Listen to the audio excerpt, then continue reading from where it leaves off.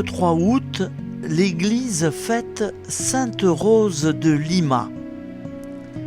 Isabelle de Flores est née le 20 avril 1586 à Lima, au Pérou, d'une pauvre famille espagnole, dont elle était la 10e enfant.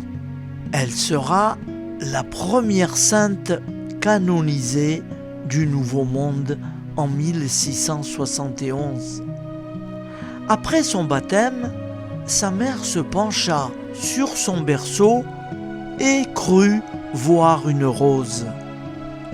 Elle décida alors de l'appeler Rose.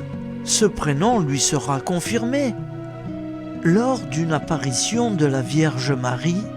À l'âge de 4 ans, elle sut lire sans jamais avoir appris, et dès qu'elle le put, elle se nourrit des récits de la vie de Sainte Catherine de Sienne, qui devient un modèle spirituel. À l'âge de 20 ans, en 1606, elle prend l'habit des tertiaires dominicaines.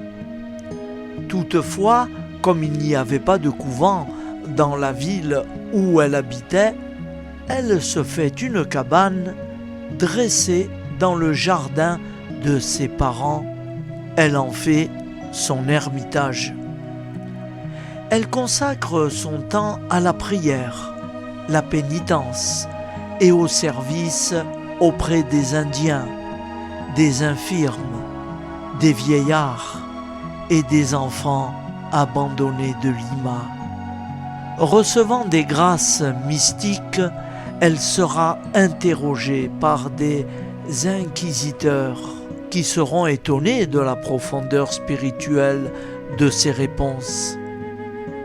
À sa mort, en 1617, à l'âge de 31 ans, le peuple de Lima fut saisi d'une grande émotion, la reconnaissant déjà comme une sainte.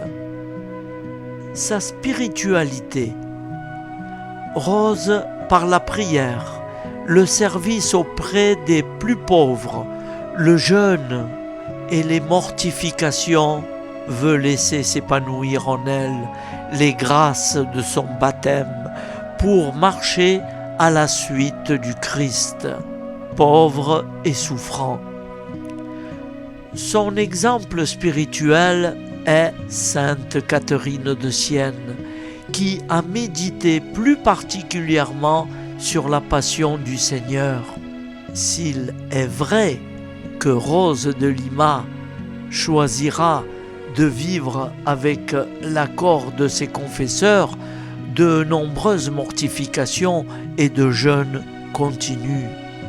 Elle reconnaît toujours que la véritable pénitence, c'est d'avoir un cœur plein d'humilité. Sainte Rose de Lima, priez pour nous.